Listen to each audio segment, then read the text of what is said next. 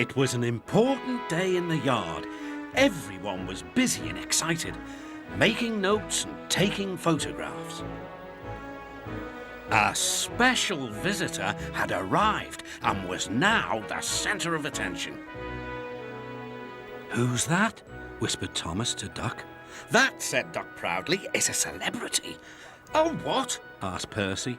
"A celebrity is a very famous engine," replied Duck. "Driver says we can talk to him soon." "Oh," said Thomas, "he's probably too famous to even notice us." Just then, Gordon arrived. "Pah," said Gordon. "Who cares? A lot of fuss about nothing, if you ask me." And he steamed away. Later that night, the engines found that the visitor wasn't conceited at all. He enjoyed talking to the other engines till long after the stars came out. He left early next morning. "Good riddance," Gordon grumbled, chattering all night. "Who is he, anyway?" "Doc told you," said Thomas. "He's famous." "As famous as me?" huffed Gordon. "Nonsense." "He's famouser than you," replied Thomas. "He went 100 miles an hour before you were thought of." "So he says," snorted Gordon. "But I didn't like his looks. He's got no dome. Never trust domeless engines. They're not respectable. I never boast, but I'd say that 100 miles an hour would be easy for me." Duck took some trucks to Edward's station. "Hello," called Edward. "That famous engine came through this morning. He whistled to me. Wasn't he kind?" "He's the finest engine in the world," replied Duck. Then he told Edward what Gordon had said. "Take no notice," soothed Edward. "He's just jealous. Look, he's coming now." Gordon's wheels pounded the rails. "He did it, I'll do it. He did it, I'll do it." Gordon's train rocketed past and was gone. "He'll knock himself to bits," chuckled Duck.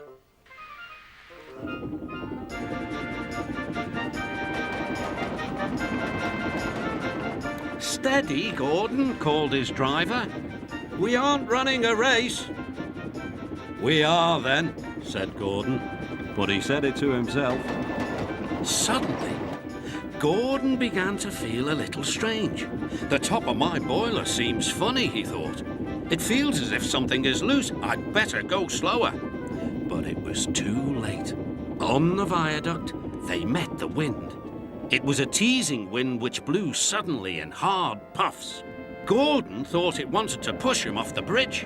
"No, you don't," he said firmly. But the wind had other ideas. It curled around his boiler, crept under his loose dome, and lifted it off and away into the valley below. Gordon was most uncomfortable. The cold wind was whistling through the hole where his dome should be, and he felt silly without it. At the big station, the trucks laughed at him.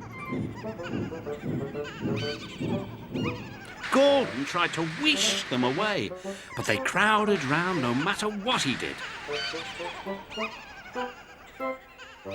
On the way back to the shed, Gordon wanted his driver to stop and fetch his dome. "We'll never find it now," said the driver. "You'll have to go to the works for a new one." Gordon was very cross.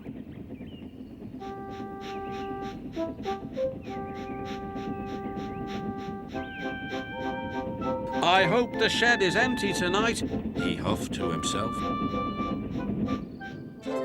But all the engines were there waiting.